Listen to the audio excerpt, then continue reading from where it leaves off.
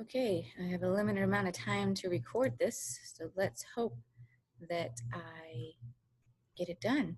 But welcome to your lecture on the integumentary system. I know this is blurry, but this is just a picture. The integumentary system is something we're going to talk about after you think about this question for a minute. Why is it so difficult to save the life of someone with extensive third-degree burns? Now, I do not know where you are in your schooling when it comes to burns and burn-related illnesses, but think about what the integumentary system does and try to figure out in the next 30 seconds, why is it so difficult to save someone who has burned off a majority of it?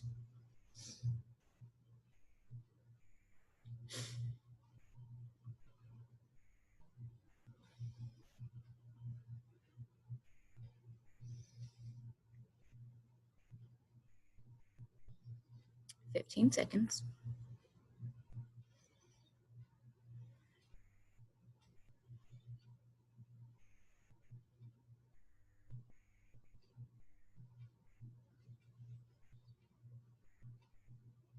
All right, save your answer in your head and we might talk about it later.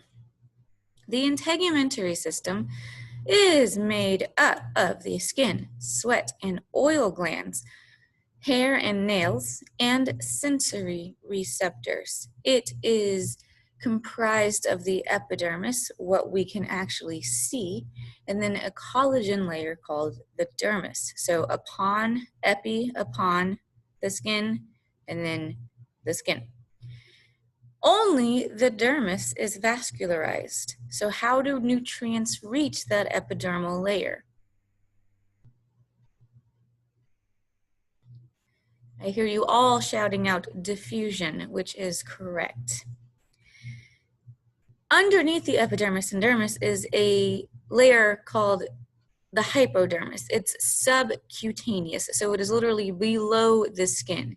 It is not actually a part of the integumentary system, but it is what the dermis adheres to, so the epidermis can adhere to the dermis, etc., etc.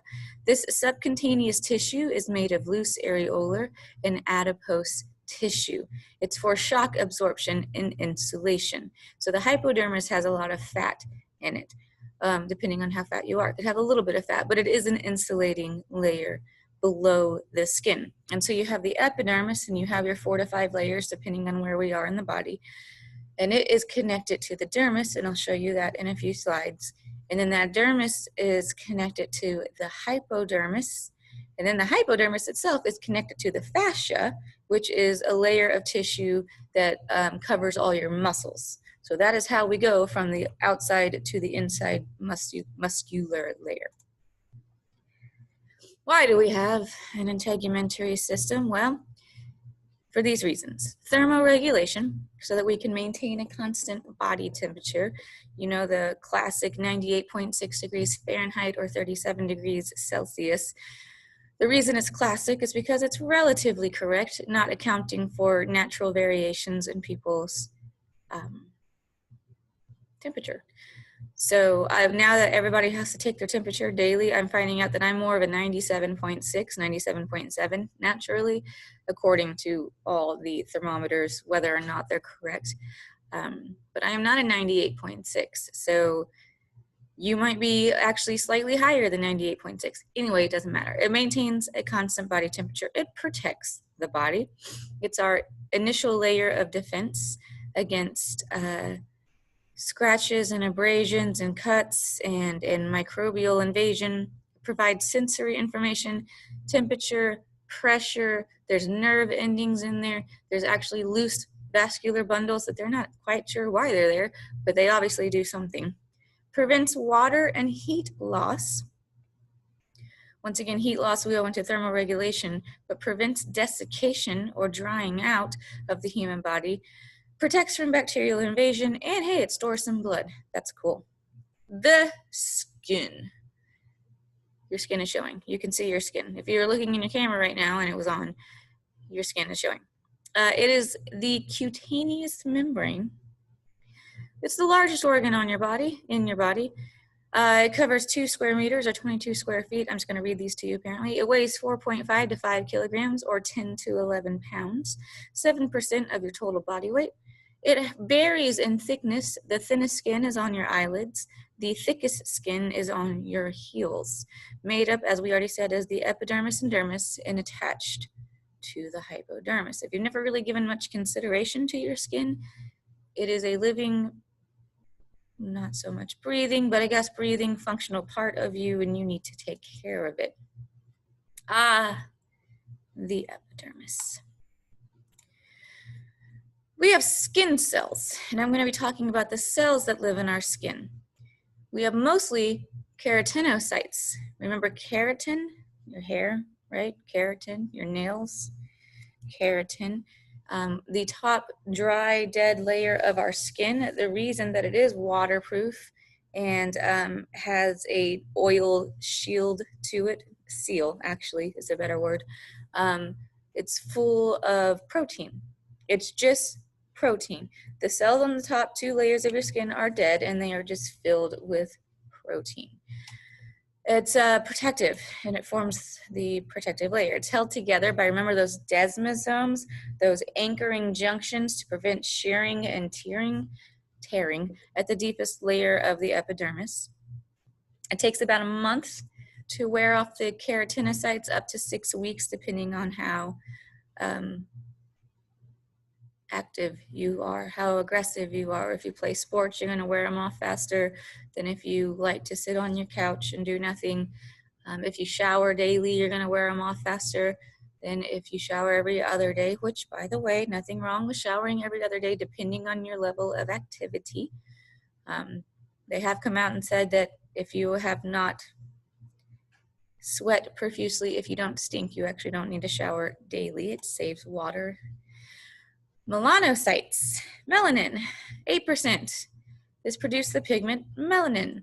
Okay, so the melanocytes actually kind of sit down at the deepest layer of the skin, the basilar membrane, the basilar layer. And those little projections on them, you see these little arms that are like reaching out like amoebas. They actually go and project up through the layers of the skin. These produce the melanin granules. The melanin granules are released into the keratinocytes, and they actually form this protective layer, this barrier on top of the nucleus of the living keratinocytes, so the first 3 layers, or 2, depending on where you are in the body, to protect it from UV radiation. However, unfortunately, melanocytes themselves, melanocytes, I don't care how you say it, are actually highly susceptible to UV radiation.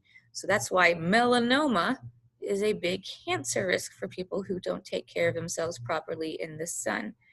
And as we know, melanin can range from yellow red to brown black. It makes up every one of the skin colors or lack of color that exists on the planet. Then you have something called Langerhans cells, of course named after an individual. These are dendrites. These are macrophages in your skin. So remember, depending on where we are in the body, the simple macrophage, which dendrites and macrophages might be slightly different, but not really. Depending on where we are in the body, they might just have fancier names. So Langerhans discovered these in the skin.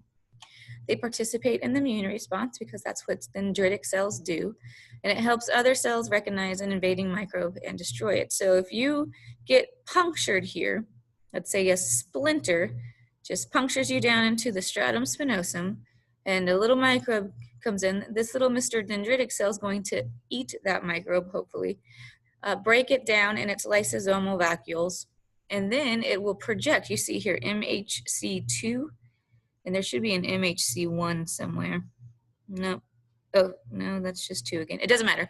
MHC2, it will project a protein from that microbe on the MHC2. And then it'll wave it around and be like, hey, here's a protein. Somebody come check this out. And another immune cell will come and check it out and be like, we've seen it before, no big deal. Or it'll be a brand new protein they've never seen before and activate the whole entire immune response. Merkel cells. I mentioned in our last class, I lost my father-in-law over the summer to complications with cancer. He had Merkel cell carcinoma. Now, the Merkel cell is not what killed him by any stretch of the imagination. He had a massive tumor in his lungs that possibly ruptured his aorta. We're not really sure. You don't need to know all that, sorry. But he had Merkel cell carcinoma, and he had defeated it. Well, obviously not defeated it because it kept coming back. But he had been through 3 rounds of, he didn't do chemotherapy, he did immunotherapy, which activates your own cells to try to put them into hyperdrive so your own body defeats the cancer. So he had done 3 rounds of immunotherapy with the Merkel cell. And the tumor in his lungs turned out to be benign. So that wasn't, it was weird. The whole thing was very weird. It's the least numerous of the epidermal cells. It is located in the deepest layer of the epidermis where they are connected to touch receptors. So here is a nerve receptor, and here is a Merkel cell sitting in this nerve receptor. So they help detect touch sensations. Beyond that, even with the history of my family, I still really don't know what Merkel cells do, but they apparently cause an aggressive form of cancer. Ooh, okay. You have layers to your skin. Oh my goodness. Your thick skin, whoa, let's go back, consists of 5 layers. You find it on the palms of your hands and the heels of your feet because, as we said, it's where you braid the most skin. The thin skin consists of 4 layers. Let's talk about these layers. You have the stratum basale, or the basal layer. It's your deepest epidermal layer. It is a single row of cells that are either cuboidal or columnar keratinocytes. There are many nuclei, don't say it like that. There are many nuclei in the stratum basale because these are your stem cells and they are undergoing continuous cell division. So your basal layer is what constantly replaces the top layers of your skin. And see, I'm not wrong. The Merkel cells and the melanocytes reside here, but remember those melanocytes have those projections up into other layers, and that's it. The stratum spinosum is several layers thick. It's about 8 to 10 layers of numerous keratinocytes that have been produced by that basal layer. The stratum spinosum is slowing down in activity because they're 1 or 9 or 11, I guess, layers away from the dermis, so there's less diffusion up here. So some mitosis is occurring here, but it's not super active. Your Langerhans cells and projections of the melanocytes are in these layers. And what's happening, okay, so your basal layer is your normal functioning cells, right? All the other layers that we have are slowly dying and being replaced by keratin, or being filled by keratin. So we have coarse bundles of keratin being produced in the stratum spinosum. And the reason spinosum means spiny, and so these coarse layers are like causing little projections to come off the cell, and so they look super spiny. These layers are superficial to the other layers, and so they receive fewer nutrients and are less viable. There's a layer that we miss. Whoops. The stratum lucidum would be the 3rd layer in your thick skin. So stratum spinosum, and then stratum lucidum, L-U-C-I-D-U-M. It's a few layers thick, mostly keratin-filled keratinocytes. They are not completely dead. They haven't completely undergo apoptosis, and it's just an extra layer of protection. Then you have your stratum granulosum. This is very thin, 2 to 5 layers. The keratohyalin, so apoptosis really begins with this layer, so cell death, and the keratohyalin, excuse me so much, Keratohyaline is what the whole substance is that we call that fills the cells. So, oh, possibly I have this backwards and the lucidum is above. Apparently that's exactly what's wrong. Sorry. Okay, so very thin layer and apoptosis is occurring here and keratohyaline is filling it in. Oh. And then the stratum lucidum, so sorry. This is in thick skin only, filled with keratohyaline. They're flattened, clear, dead. It's just an extra layer of protection. So it's 4 to 6 layers. It's not very thick. Go back, you see it's 1 layer thicker than the stratum granulosum, and that's just there for the areas where you have constant wear and tear. This is a very good photo. It should be on all the slides. Then finally, your stratum corneum. Corneum means, well, what it actually means is horny, like a rhino's horn, or you know, antlers. Antlers aren't horns. So what else has horns besides a rhino? Some animals do. Okay, anyway. It's 20 to 30 layers thick, completely filled with keratin, completely dead.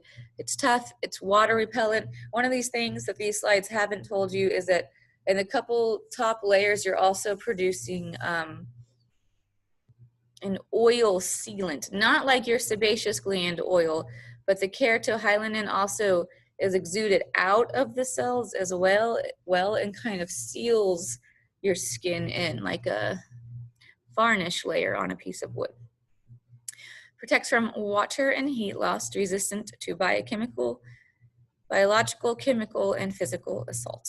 So you can see here in this slide just how thick this stratum corneum is. It's go from here to here. Dang it, me. And then you have a very thin stratolucidum and stratum granulosum, spinosum here, and here you see your 1 layer of columnar or cuboidal basal cells, and these are the ones that are producing all of this here.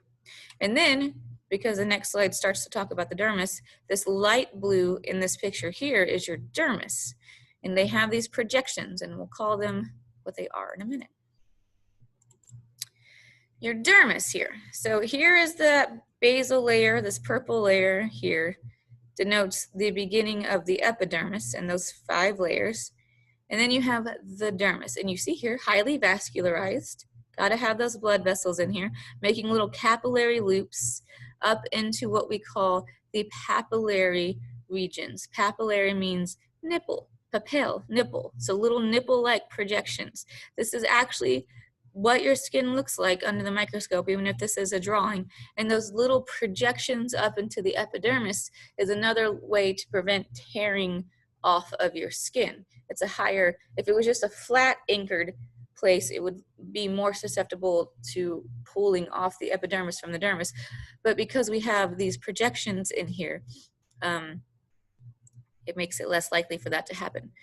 So this is dense, irregular connective tissue. The collagen in there binds water. It's elastic, you know, we can move it around. I've shown you that before. Filled with nerve fibers. You have nerve fiber bundles here. You have a pressure sensor here and here. Blood vessels and lymphatic tissue. You have the papillary layer, or this projection layer up at the top, and then you have the reticular layer. So it has tensile strength thanks to all of that collagen and can stretch and recoil. The papillary is superficial, which means it's the top layer closest to the outside. Loose connective tissue with a rich blood supply. I wish I was rich.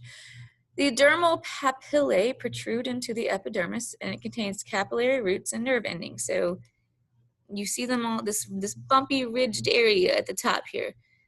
All that dermal papillae. It has messeners, some person's name again, corpuscles, which is just a fun word. And these are some touch receptors. And it's really arranged in loops and whorls that aid in grip. So the papillary region feeds the basal layer and the stratum spinosum of the skin layers with diffusion from all that rich blood supply. And then it has all these ridges to aid in grip, so the skin can't be separated easily. The reticular layer runs in a plane parallel to the skin surface, Surgeons, doctors, they actually know the way that the skin is running underneath, or the dermis is running underneath your skin, and so they know how to make incisions parallel to the reticular layer for the best healing. Flexure lines attach deeper on surfaces, which really means nothing to me, but it allows for folding. Stretch marks are dermal tearing. So it's genetic whether or not you're going to get stretch marks, mostly. And when you do get stretch marks, it could mean that you are separating the reticular collagen layers underneath the skin. That's it for epidermis and dermis. And remember, there's that hypodermis layer, that subcutaneous fatty layer that connects the dermis to the fascia, which is connected to the muscle. So those are the layers. Other parts of this integumentary system include hair and hair follicles, nails, sweat or sudoriferous, and sebaceous or oil glands. And so we're going to talk about all of those. And so, you know, there's some hair. You've seen hair. You have hair. Oh, and then the nails. So another word for hair is also pili. We come from animals that are fully covered in hair, and I don't remember what year or how many millions of years ago it happened, or hundreds of thousands, but they can determine when humans, when Homo sapiens lost their body hair, because the body louse, which would be lice that lives in all that body hair, diverged into head lice and pubic lice. And they can determine when the louse had to diverge, and that is when we lost our skin fur, basically. But you know, you have hair on your head. It's supposed to be here to protect against physical trauma, heat loss, and sunlight. All the hair shields from the sun a bit. You have hair in your nose that removes foreign particles.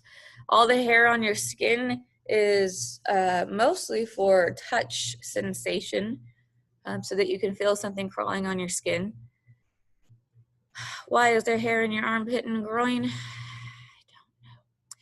The structure of hair is flexible. You have a shaft. This is the hair shaft that you can, well, you can't see. This is the hair shaft that is coming out of your head, and then the hair root. It's not the shape of the shaft actually that determines if hair is straight or curly. It is the shape of the follicle that the shaft is coming out of. If the follicle is round like that, your hair is going to be straight. If the follicle is flattened, your hair is curly.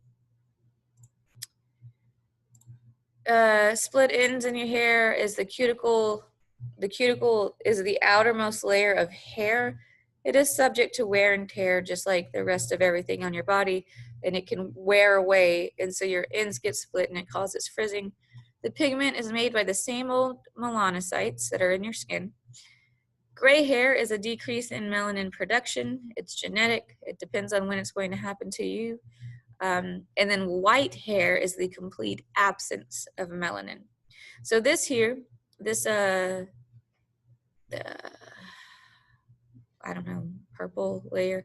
This is the hair follicle, and this is the root of the hair. And just like the roots of everything, it's going to have a continuously producing layer of cells at the very, very base that then push up and up and up. The melanocytes are also at the very base of the root here, hair here. And so these cells are alive and being fed nutrients by this vascular bundle that's in this connective tissue of the hair follicle. But as the cells push up and up and up, they are going to die and become full of keratin and waterproof, and they're going to be what we call hair on the body. You have an epidermal sheath and a dermal sheath here, and then you have the medulla and whatever layers of the hair. The follicle extends down into the dermis and hypodermis of the scalp. You also have nerve endings. Of course, if you ever pulled out a hair or multiple hairs, it hurts. Sebaceous glands. We know that our hair gets oily up here on the scalp. That is because sebaceous glands are associated with hair follicles, and oil comes out of the hair follicles. And smooth muscle, it's right here, called erector pili. The erector pili are actually what contracts to give us goosebumps all over our body. So whenever you get a release of oxytocin from good music, or you feel that weird temperature change sometimes in your body, and you get those goosebumps all over your skin, what's happening is the erector pili are contracting, and it pulls the hair from lying flat on your skin to being pulled up. So the hair is lying flat, the hair is lying flat, and then the erector pili pull it up. And when it pulls it up, it causes that hair follicle that the hair is coming out of to like pucker up, and that's a goosebump. Regulated by the nervous system and through temperature. And here's just another picture. It was a really good picture when I found it online.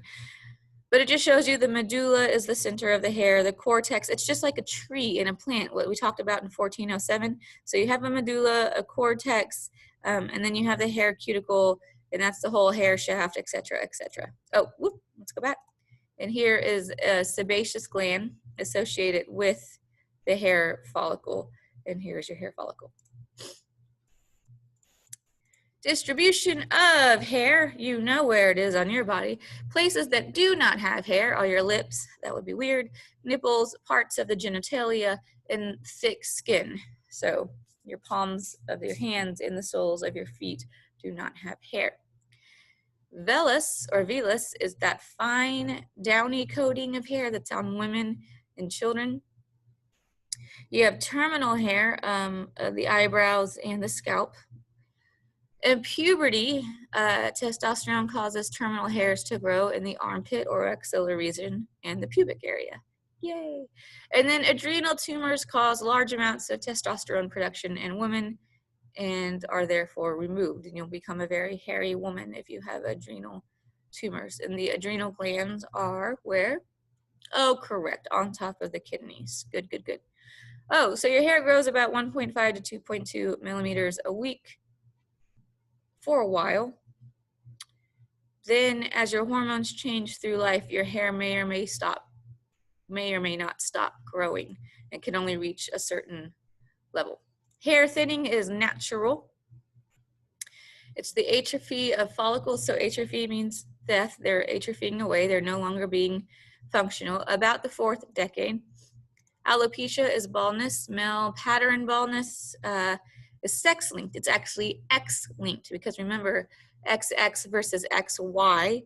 If you have XX, you typically have another gene to cover a sex-linked trait, but if you are XY, the Y gene does not have any secondary genes to that first X. And so male pattern baldness is actually linked to the mother's side of the family. So look at your mom's side if you are worried about going bald and you are male.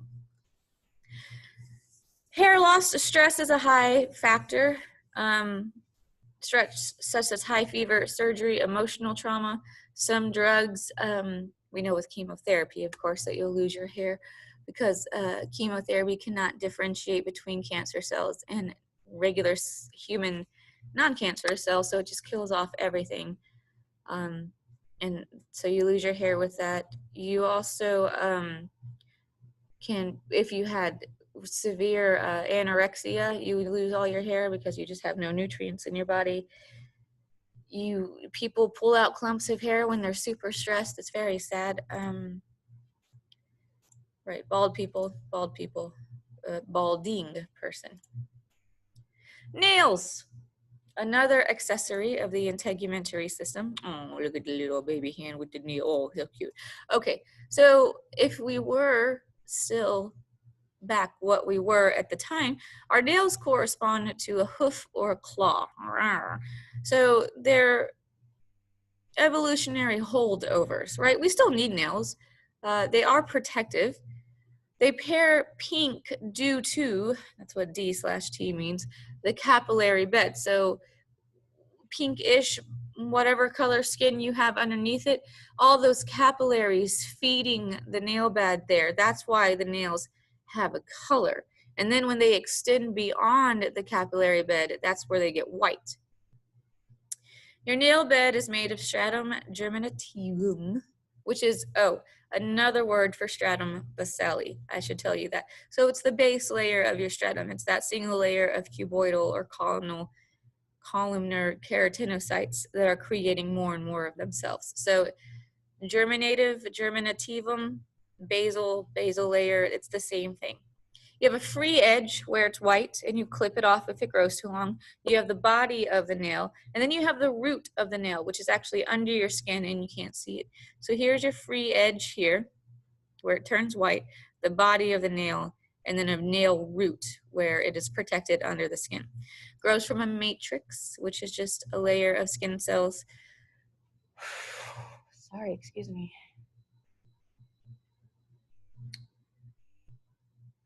Oh, okay. Which is just that layer of skin cells that is constantly reproducing. Let's look at this picture first. Free edge nail body, that little white area where they push the cuticle back when you get your nails done, if you've ever gotten your nails done, that's the lanula, yep. And then the cuticle itself is what they push back, and then the nail root is where you can't see. Hold on a second.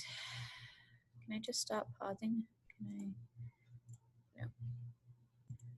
Okay, I'm going to finish talking about the accessory organs or the derivative organs of the skin, and then I'm going to stop this PowerPoint for now. So back to the nail that we were talking about. There's two more words you need to know associated with the nail, and that is, let me say them right, hyponychium. Onychium is nail, I think, and then hypo is below, right? And so this is the part that anchors that nail bed to the capillary region down there, and then your eponychium, which is here. It's your cuticle, the layer of skin on top of your nail. And here you can see how far back the nail bed is rooted into your finger or your toe there. Sweat glands are sudoriferous glands. That is how I will ask about them on an exam and a quiz. You have 3 to 4 million on the body, except over lips, nipples, and external genitalia. You have two types. You have that eccrine or merocrine gland. Remember, eccrine is the same thing as merocrine. They're your normal sweat glands that are all over your body. You sweat about 3 liters a day, whether you think you are or not. And then those apocrine glands, which are in your armpits and your genitalia, they don't usually get triggered until puberty, and they cause your body odor, and which has an evolutionary purpose of being linked to pheromones. But eccrine are the most common, or merocrine. Don't forget that it's both, found on the palms of the hands, soles of the feet, forehead. It's a simple coiled merocrine gland. Remember, that means that it exudes its products by what is it called? Where it just releases the products from the cell. It doesn't take part of the cell away. It is called exocytosis. There we go. It exudes its products by exocytosis. Sweat is mostly water with trace amounts of NaCl, metabolic waste, and lactic acid. It allows your skin to have a pH, acidic pH to it, which retards microbial growth and stops invasive microbes because it's not hospitable, the surface of our skin. Regulated by the sympathetic division of the nervous system of the autonomic nervous system, which means you don't really actually have any control over your sweating, which that non-volitional, you don't have control. It happens. You sweat when you don't want to, like when you're nervous or you're trying to ask somebody out, or you sweat when you don't want to, like when you're in front of a crowd trying to speak, and you sweat in your sleep, which is why sometimes you wake up and your bed's all wet and sweaty. You sweat and you have no control over it. Heat-induced sweat starts at the forehead. Nervousness, embarrassment, and fright start at the hands, feet, and the armpits. That's kind of interesting, isn't it? That's a little interesting that depending on what you're feeling, your sweat starts in different places. Your apocrine glands are located in the axilla and the anogenital regions, so the anus and genitalia. The ducts terminate in hair follicles. It's produced the same as merocrine, but with fatty acids and proteins added. And so the fatty acids and proteins are what makes it more of a rancid smell than normal sweat. For example, as an example, if you compost, you can put paper products and any vegetable products in soil that exists. But the second you add any type of fatty byproduct, be it dog waste, don't add dog waste to your compost, don't add human waste, don't add any fat from leftover meats, because then they will spoil in the compost and it causes it to be rancid and smell.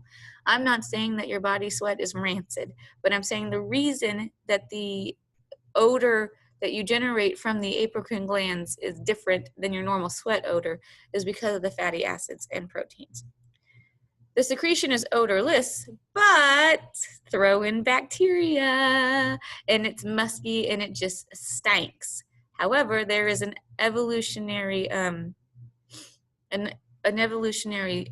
analogy that scent glands are related to pheromone glands in animals. They function at puberty due to androgens, so you can thank that little hormone for your smells, and they activate by pain and stress. It is not part of thermoregulation. You also have glands in your ears that produce cerumen. These are ceruminous glands or earwax glands. Earwax has a protective function. Oops. So earwax combines actually to the hair in your ears and makes it an inhospitable environment for microbes, and that's the point of earwax. Of course, we all know it can backfire. You can get your ears all clogged up with earwax and not be fun. And then you have your sebaceous or your oil glands. These are simple alveolar glands found everywhere except the hands and the feet. Wouldn't that be, I can't hold on to anything, I'm covered in oil. No. Secrete sebum, which is oil, and these are the holocrine glands. So if you recall, merocrine or eccrine glands function by exocytosis. They just release the product. The cell stays whole, but the product is released. Apocrine glands have the whole vesicle bud off, and so part of that cell membrane, part of the phospholipid bilayer membrane, so there's some fatty acids in there, bud off and are released. And then holocrine glands just explode and release their product. So the cell dies and the product is released. It prevents brittleness of hair, prevents water loss, and is bactericidal. Stimulated by hormones activated during puberty. The only things that we have left to talk about are the functions of the skin and disorders of the skin. So I'm on slide like 32 of 48, but this has gone on long enough and it's enough for you for today. So I'm going to stop this PowerPoint and I will record the rest of it later today to post to your class. I hope you learned something. Have a good day.